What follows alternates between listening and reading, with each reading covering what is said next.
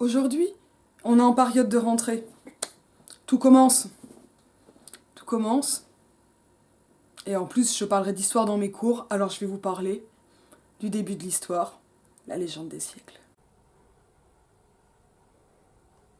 Et la légende des siècles, c'est l'épopée de Victor Hugo. Et en même temps, c'est pas une épopée, déjà parce que son sous-titre, c'est les petites épopées. Pourquoi ? Eh ben parce qu'on a une espèce de dialectique entre continuité et discontinuité dans tout le roman. Qu'est-ce qui avance ?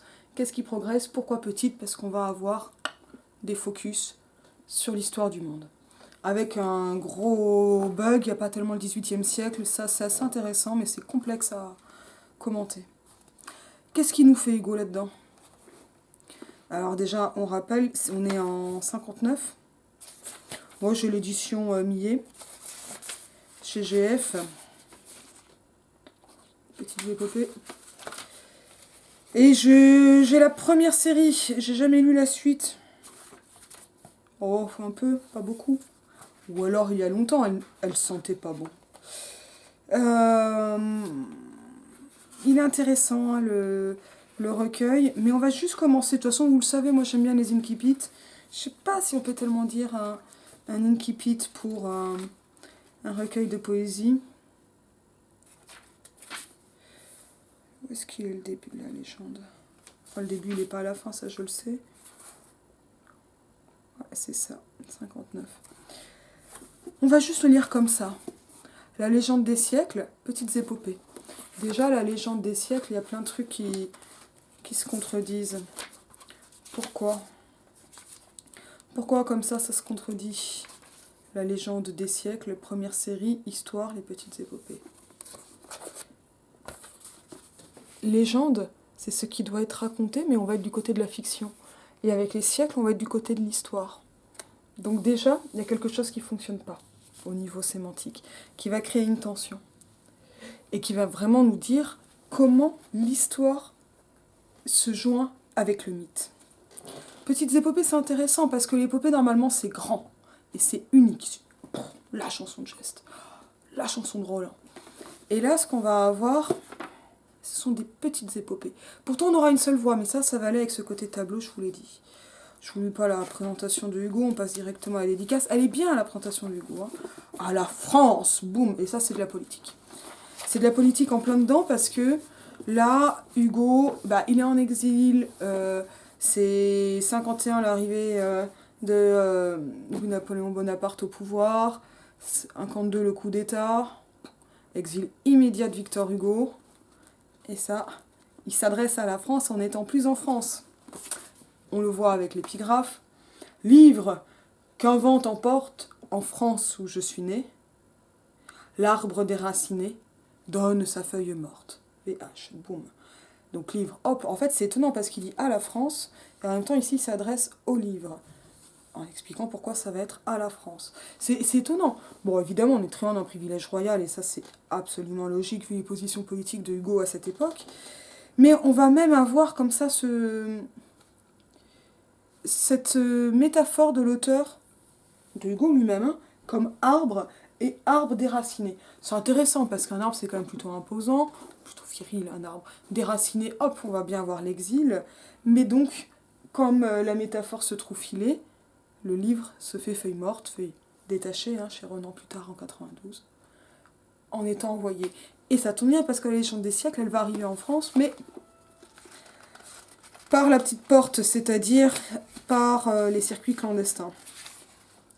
Moi, je veux vraiment commencer par le début. 1. D'Ève à Jésus. Et ça aussi, c'est intéressant, parce que pour le coup, on est dans deux mythes bibliques. En fait, on va de l'Ancien au Nouveau Testament, et ce, avant même l'histoire. Et donc, en fait, l'histoire découle du mythe et se retransforme en histoire. 1. Le sacre de la femme. 1. Et moi, c'est vraiment le début, là, que j'ai envie de lire comme ça, un peu. Il est tard. On va lire du Hugo. Je m'installe. L'aurore apparaissait. Quelle aurore! Un abîme d'éblouissement vaste, insondable, sublime, une ardente lueur de paix et de bonté. C'était au premier temps du globe, et la clarté Briller sereine au front du ciel inaccessible, étant tout ce que Dieu peut avoir de visible. Tout s'illuminer, l'ombre et le brouillard obscur, des avalanches d'or s'écrouler dans l'azur, le jour en flamme, au fond de la terre ravie, embraser les lointains splendides de la vie. Les horizons pleins d'ombre et de rocs chevelus, et d'arbres effrayants que l'homme ne voit plus, luisaient comme le songe et comme le vertige, dans une profondeur d'éclairs et de prodiges. L'Éden pudique et nu s'éveillait mollement, les oiseaux gazouillaient un hymne si charmant, si frais, si gracieux, si suave et si tendre, que les anges distraits se penchaient pour l'entendre.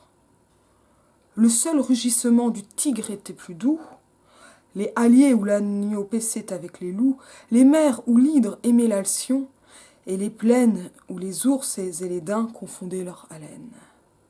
Hésitaient, dans le cœur des concerts infinis, entre le cri de l'antre et la chanson des nids.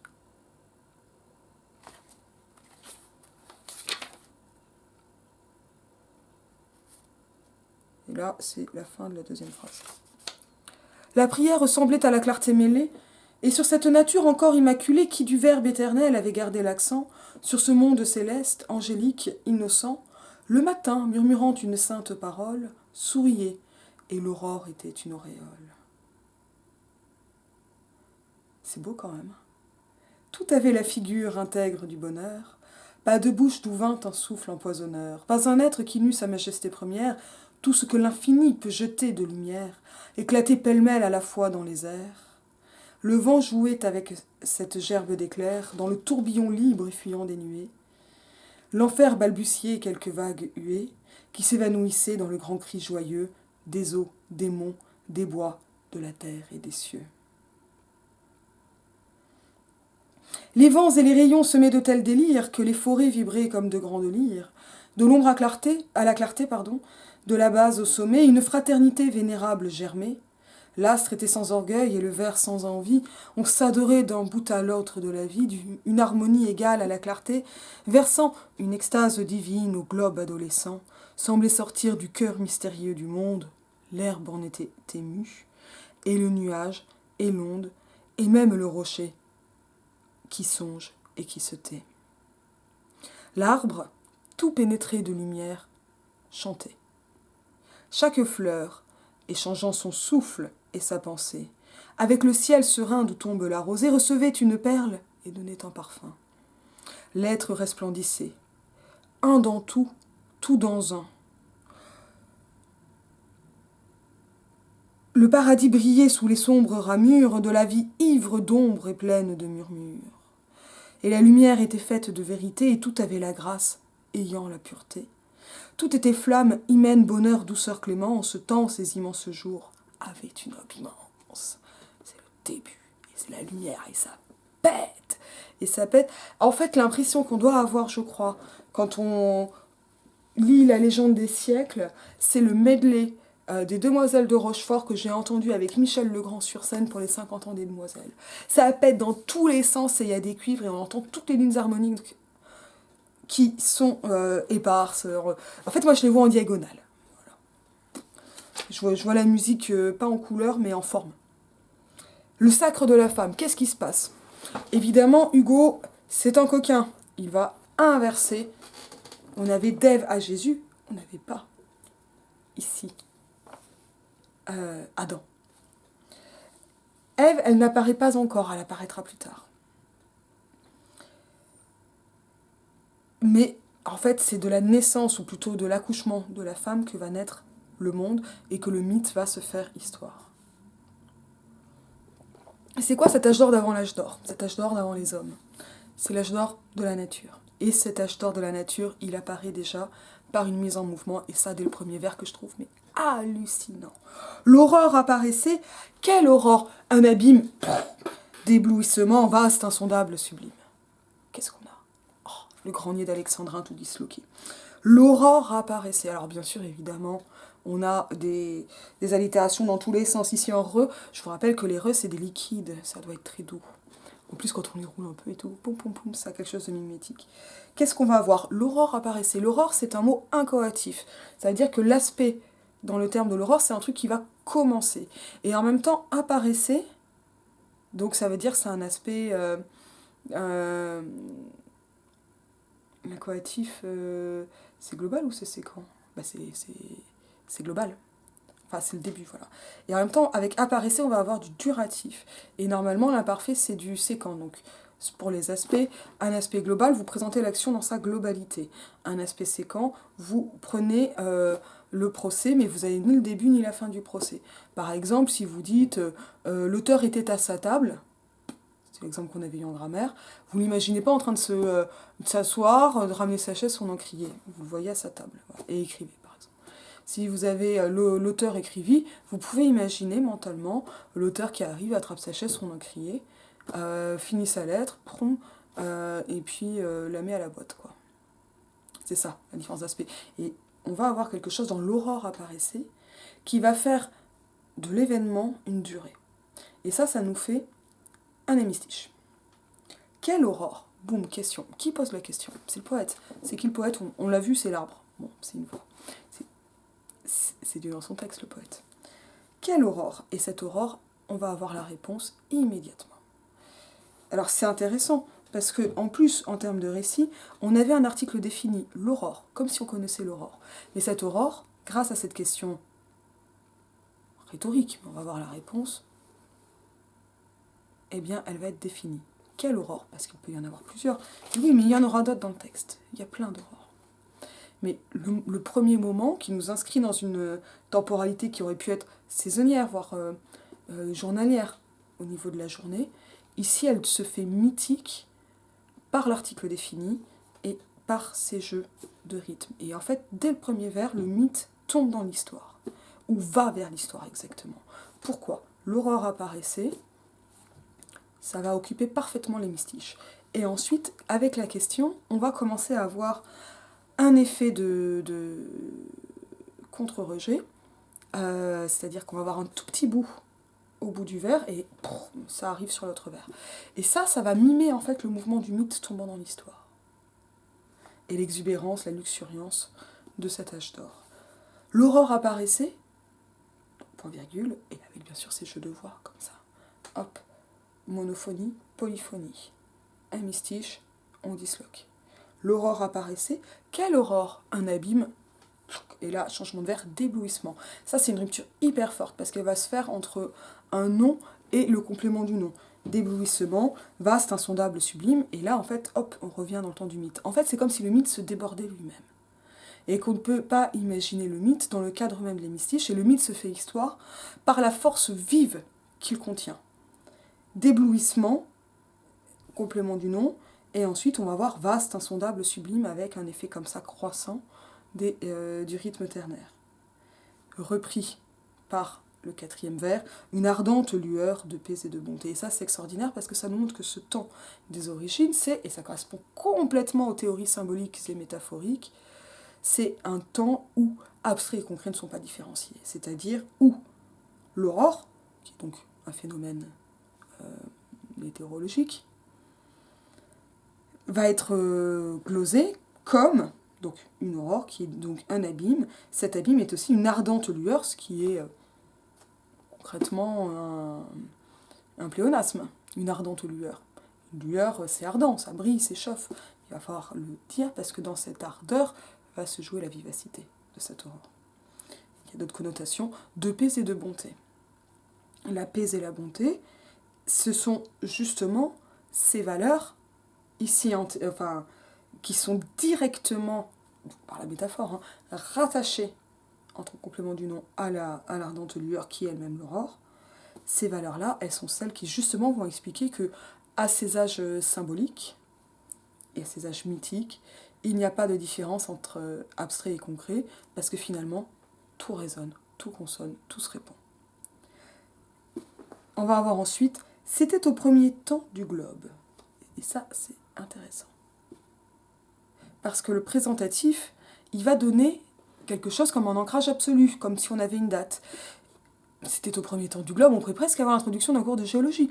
Et on a beaucoup de textes scientifiques au XIXe siècle et avant, et encore quelques-uns de poèmes scientifiques, d'épopées de la Terre, des choses comme ça. Dans la suite de Lucrèce, bien sûr.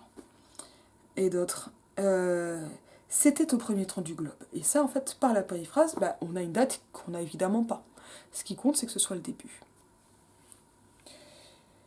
Et la clarté brillait sereine au fond du ciel inaccessible. Qu'est-ce qu'on va avoir? Boum, nouvelle coupure hyper forte entre clarté et briller, c'est-à-dire entre le sujet et le verbe. Et la clarté brillait sereine, et sereine reprend clarté, au front du ciel inaccessible. Au front du ciel, c'est intéressant parce que ça anthropomorphise. Et donc on va avoir ces jeux comme ça, tout le temps, de transferts lexicaux et d'hypalage d'un élément à un autre. L'hypalage, c'est « ils allaient obscurs sous la nuit solitaire ». C'est-à-dire que normalement, on devrait dire « ils allaient solitaires sous la nuit obscure ». On va inverser. Et ça va être un principe assez important en métaphore, en fait, ces jeux d'inversion. L'hypalage, il va le montrer, il va la montrer, cette inversion. La clarté brillait sereine au front du ciel inaccessible. Et donc, comme ça, en fait, on voit même, par la reprise en fait, du référent la clarté par sereine, comment cette clarté, elle infuse. Et en fait, le poème est mimétique des mouvements de la lumière. Et ça, c'est beau. À une époque, on ne sait pas ce que sont les photos. Au front du ciel inaccessible, étant tout ce que Dieu peut avoir de visible. Et maintenant, on sait que cette lumière, elle est divine. Évidemment que Hugo est croyant, à sa façon. Étant tout ce que Dieu peut avoir de visible, c'est-à-dire donc cette clarté au fond du ciel inaccessible. Inaccessible parce que les voies de Dieu sont impénétrables. Mais elles sont visibles parce qu'elles brillent. Tout s'illuminait, l'ombre et le brouillard obscur, des avalanches d'or s'écroulaient dans l'azur, le jour en flamme au fond de la terre ravie, embrasait les lointains splendides de la vie. On va rester là, tout s'illuminait. Poum, ça reprend, et ça va permettre, en fait, par un jeu de progression, en fait, on a une description, littéralement, et cette description, parce qu'elle commençait par une aurore, elle donne l'impression de voir le début du monde. Genre, les premiers rayons du soleil qui lancent le globe. Tout s'illuminait, et ce tout on le verra encore revenir plus tard, donc s'illuminer avec l'ombre et le brouillard obscur qui, en fait, ne sont pas illuminés en tant que surface réfléchissante, mais qui eux-mêmes s'illuminent, c'est-à-dire que la lumière elle vient de l'intérieur.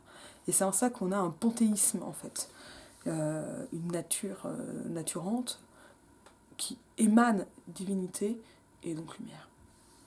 Et avec bien sûr des jeux d'opposition, l'ombre et le brouillard obscur. C'est pas censé être lumineux, quoi, le brouillard obscur.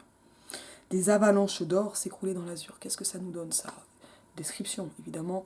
On peut pas dire c'est pittoresque, parce que ça n'est pas digne d'être peint. C'est impeignable. Des avalanches d'or s'écroulaient dans l'azur. Pourquoi? Parce que qu'est-ce que ça nous fait des avalanches d'or? Ça nous fait des couleurs, or, azur. Mais ce qu'on va voir, c'est l'azur pour le ciel, mais ce qu'on a avec les avalanches d'or, c'est pas juste le mouvement de l'or. Ce qu'on a, c'est l'écroulement. Et c'est de voir comment l'or, hop, pour me faire de l'avalanche d'or maison, choc, ça c'est de l'encre dorée. Est-ce qu'elle va revenir? Ce qu'on va avoir en fait, ah ben non, elle s'est sédimentée. Ça fait trop longtemps que je ne l'ai pas touchée. Ce qu'on va avoir en fait, avec s'écrouler les avalanches, c'est un rapport parfaitement concret. Voilà, ça se fait comme quand on remue les paillettes. Et voilà, je vous ai fait une avalanche d'or, mais je n'ai pas d'azur pour les faire s'écrouler. Et qu'est-ce que ça va donner? Ça donne en fait encore des métaphores, mais ça va donner l'impression que c'est tangible, qu'on peut les toucher, que c'est concret, parce que avalanche et s'écrouler, on a même le bruit comme ça, on a quelque chose de très impressionnant qui apparaît. Le jour en flamme, au fond de la terre ravie, embraser les lointains splendides de la vie, le jour en flamme, donc voilà, c'est l'aurore. Donc on avait l'aurore, on passe au jour, on a bien une progression au niveau de la journée, qui est une progression, en fait, au niveau de l'histoire du monde. Ça nous rappelle la Genèse, bien sûr. Les lointains splendides de la vie, et ça, en fait, c'est un peu mystérieux comme périphrase, les lointains splendides de la vie, mais ça va nous rappeler donc des choses très picturales, très épiques aussi. Ça va être ensuite glosé par les horizons pleins d'ombres et de rocs chevelus. Et en fait, on comprend que la vie, elle apparaît directement par le paysage. Elle n'est pas représentée ou symbolisée par le paysage, elle est dans le paysage, où le paysage est vie, de façon extrêmement directe. Et ça, c'est quand même une espèce d'ontologie un peu étrange, hein, quand on y réfléchit. Alors, et puis les lointains splendides de la vie, c'est périphrase plutôt mystérieuse, mais un article défini, parce que il est évident que ces lointains splendides de la vie, on comprend ce que c'est. On comprend mieux avec la suite, effectivement, les horizons pleins d'ombres et de rocs chevelus et d'arbres effrayants que l'homme ne voit plus, etc. Donc là, on a l'impression, alors les horizons pleins d'ombres, il y avait un point virgule, on, on peut avoir l'impression que ça reprend les lointains splendides de la vie, mais en fait, ça va être plutôt parallèle avec le jour en flamme. J'étais un peu rapide. Les horizons pleins d'ombres et de rocs chevelus, et d'arbres effrayants que l'homme ne voit plus, luisaient comme le songe et comme le vertige, dans une profondeur d'éclairs et de prodiges. Qu'est-ce que ça nous donne ici? Vers 11 à 11, 12, 13, 14. Oui, puisqu'il n'y avait pas 15, c'est que c'était 14. Ce que ça va nous faire là, ce sont en fait les passages les plus obscurs qui sont représentés pour montrer comment, dans l'obscurité elle-même, on va avoir la lumière. Et cette lumière, on l'a compris, elle est divine. Comment on va nous présenter comment Hugo va présenter cette obscurité? Horizon et ombre, et ça en fait c'est l'avenir aussi. Les rocs chevelus, ça c'est un peu étonnant parce que les rocs chevelus, ça veut dire qu'il va y avoir de la végétation. Mais en fait ça joue, me semble-t-il, en opposition avec les têtes chenues des vieillards. Ou chenues ça veut dire fleuries en fait. Enfin blanchies. Ou la barbe justement fleurie pour dire qu'elle est blanche comme celle de Charlemagne. Et d'arbres effrayants que l'homme ne voit plus parce que, et ça fait référence aux théories de l'histoire et des symboles du 19e siècle, on n'est plus effrayé comme on l'a été. Et aujourd'hui, on a appris, je vous résume ce qu'on pense en gros au XIXe siècle, à distinguer en fait et à écarter l'irrationnel, le surnaturel et le fantastique. Et donc, on ne va plus remarquer ces arbres effrayants. Et en fait, là, la fusion qu'on peut avoir entre, par exemple, abstrait et concret est aussi une fusion temporelle, parce que le poète voit déjà ce qui va être l'avenir, et ce que déjà l'homme ne verra plus, et que donc lui voit bien, et qui, à cette époque, lui encore, donc lui, ça reste lumineux, comme le songe et comme le vertige. Et là, c'est génial, parce que ça anthropomorphise. Ça veut dire que ces lumières, diffuses dans l'ensemble du monde, elles font référence, si on explicite, aux états mentaux. Tout ici-bas n'est que symbole et que songe, mais elles font... et donc c'est vraiment cette idée qu'il y a eu des temps de la métaphore, ces temps où l'on chantait pour Rousseau dans De l'origine du langage, parce que l'on percevait directement de façon poétique. Et ce n'est que depuis que l'on a perdu cette vision poétique, dans une profondeur d'éclairs et de prodiges. On va pas regarder la note. Le prodige nous explique que Claude Millet, c'est un miracle qui suit les lois naturelles.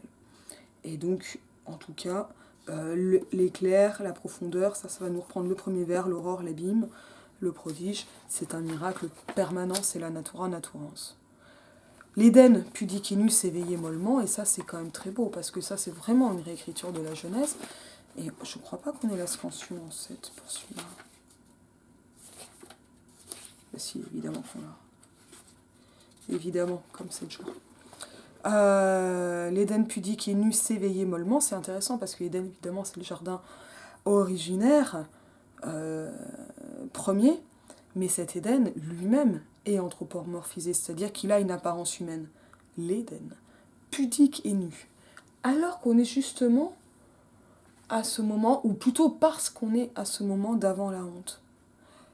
Ils se regardèrent et ils dirent qu'ils étaient nus. C'est là qu'ils sont chassés du paradis, Adam et Ève. S'éveiller mollement. Et oui, parce que c'est une aurore. Mais cette aurore, c'est le réveil du monde. Mollement parce que vous vous réveillez pas d'un coup, vous.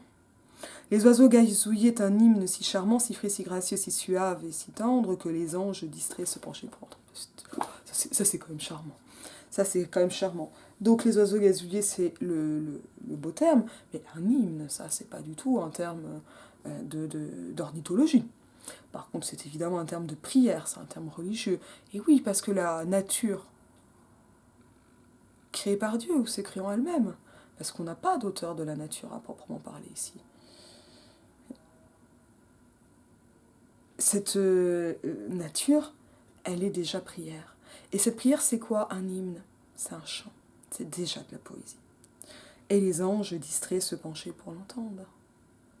Les anges eux-mêmes vont écouter les oiseaux. Ça doit un peu nous rappeler, je pense, Saint François d'Assise.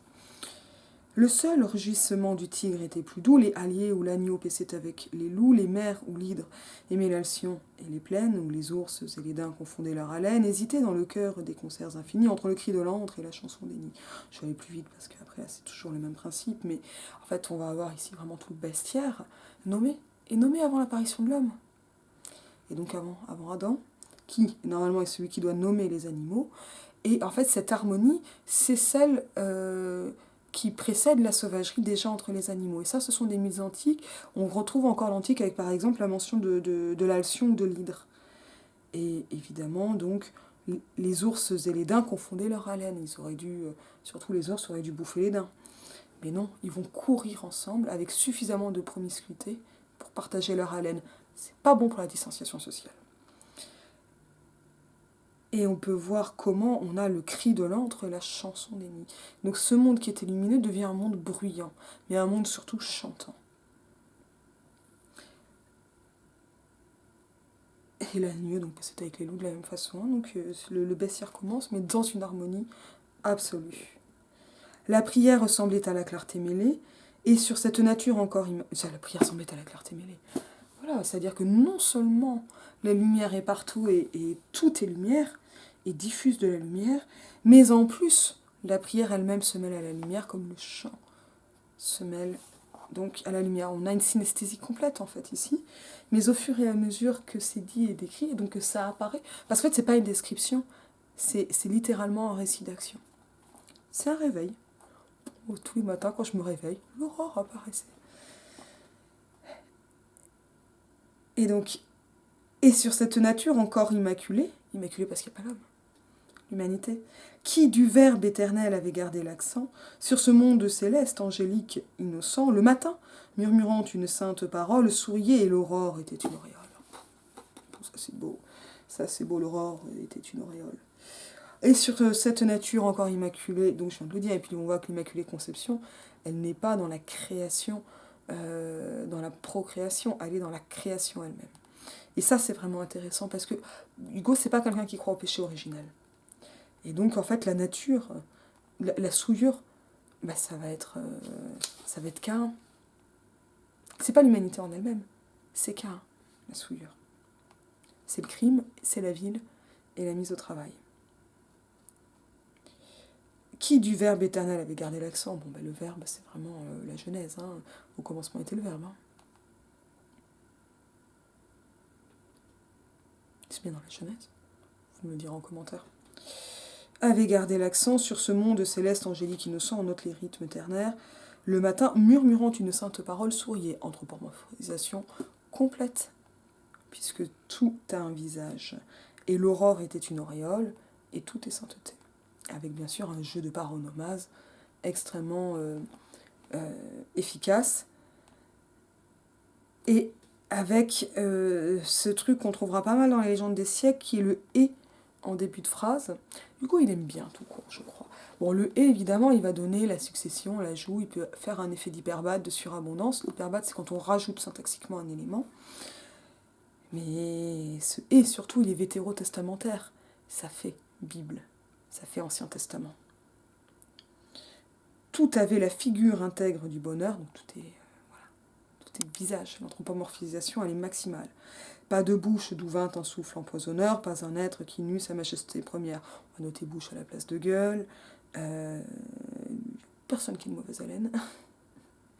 Pas un être qui n'eût sa majesté première. Tout ce que l'infini peut jeter de lumière éclatait pêle-mêle à la fois dans les airs.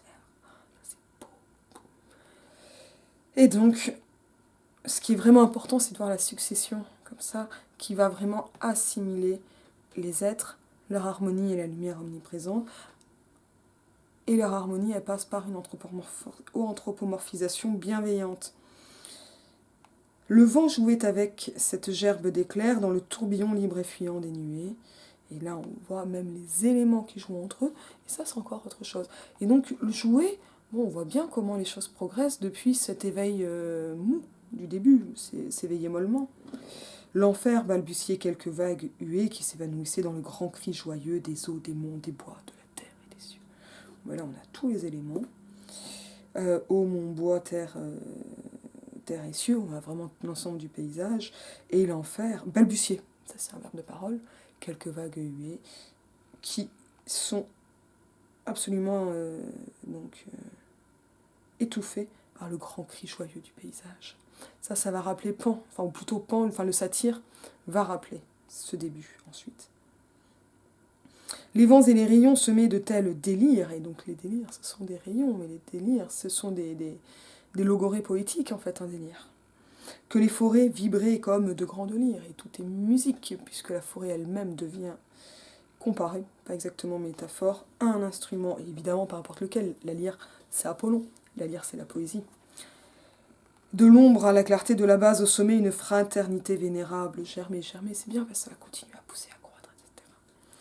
Et évidemment, avec un tableau absolument complet, l'astre était sans orgueil et le vers sans envie. Poum, les deux dimensions, le trait haut, le trait bas. Il aime bien ça, hein, Hugo. Oh, le ver de terre amoureux d'une étoile.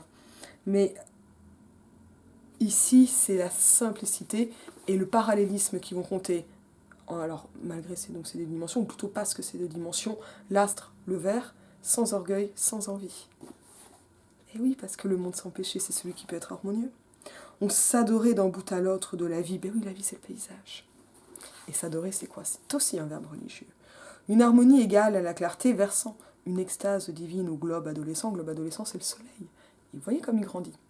Et on passe donc vraiment d'une dimension de la journée à quelque chose de plus... d'une autre dimension temporelle, semblait sortir du cœur mystérieux du monde, l'herbe en était émue, et le nuage et l'onde, et même le rocher qui songe et qui se tait. On va rester là. Donc, une harmonie égale à la clarté, ça il aime bien. Voilà, je vais dire les équations, mais comme ça, ces égalités, équivalence, harmonie, clarté. Et l'extase divine vient donc de la clarté. Et c'est la clarté qui verse l'extase divine au globe adolescent. Tout est renversé, parce que tout part dans tous les sens. C'est ça l'harmonie absolue. C'est vraiment ce moment d'extase qui peut nous déborder. Extase, on sort de soi-même.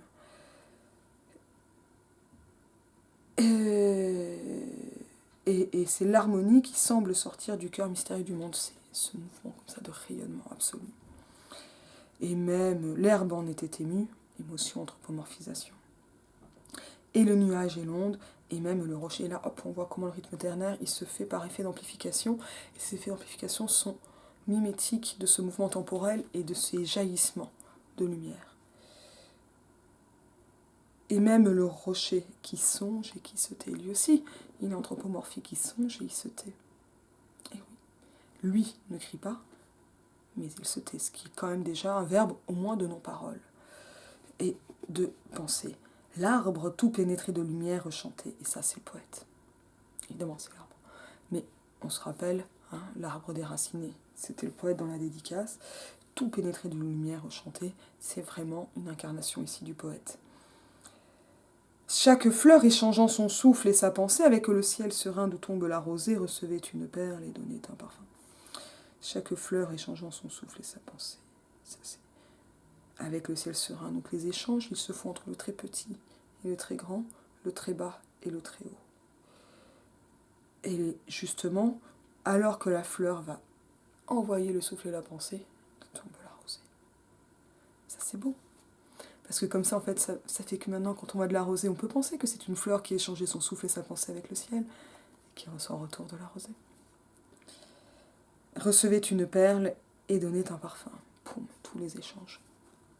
Et qui sont autant de synesthésie et d'application de cette synesthésie universelle. L'être resplendissait, un dans tout, tout dans un. Donc, ce qui est très proche donc, du satyre. Il y a une petite note qui dit qu'il n'est pas panthéiste, puisque le panthéiste dit tout est Dieu, moi je dis Dieu est tout.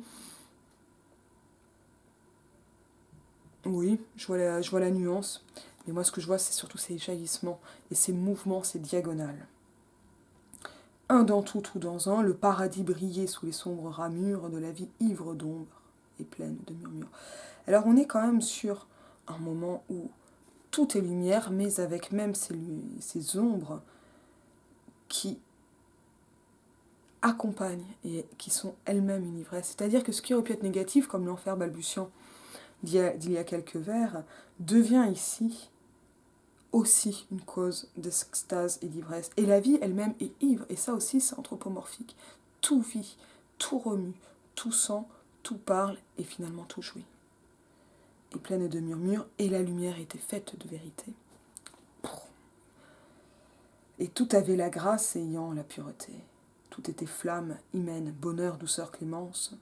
Tant ces immenses jours avaient une aube immense. Et donc tout le monde universel avait la grâce ayant la pureté. La souillure n'est pas arrivée, elle viendra plus tard, mais pas avec Ève. Tout était donc flamme, hymen, bonheur, douceur, clémence. 4. Et c'est 4, pardon. Ça va vraiment donner une impression de plénitude. Et non, en fait, il y en a 5, donc j'avais raison. Flamme, hymen, bonheur, douceur, clémence.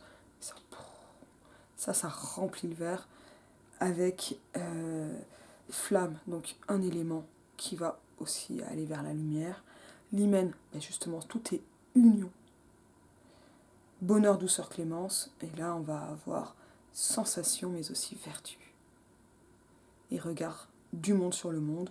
Tant ces immenses jours avaient une aube immense, et donc, hop, fin du premier temps, de l'ouverture donc du sacre de la femme, hein, qui ouvre la légende des siècles, avec évidemment une expression extrêmement emphatique, un point d'exclamation pour boucler. Répétition, en chiasme, ces immenses jours, une aube immense, et ça va donner vraiment cette impression de plénitude débordante, ce qui est paradoxal en fait. Quand ça déborde, on a l'impression qu'il y en a trop, et quand c'est plein, ben, on ne devrait pas déborder. Mais vous voyez, mais je trouve qu'Hugo, il fait une plénitude débordante, quoi, et que ça marche bien. Et finalement, ces jours, donc ces périodes, ont une aube immense parce que c'est une aube se faisant en permanence. Et c'est le grand commencement. Et donc la durée elle-même va être à la fois cyclique et aussi particulièrement étirée. Mais étirée dans un immense bonheur. Et c'est vraiment un texte qui me plaît beaucoup.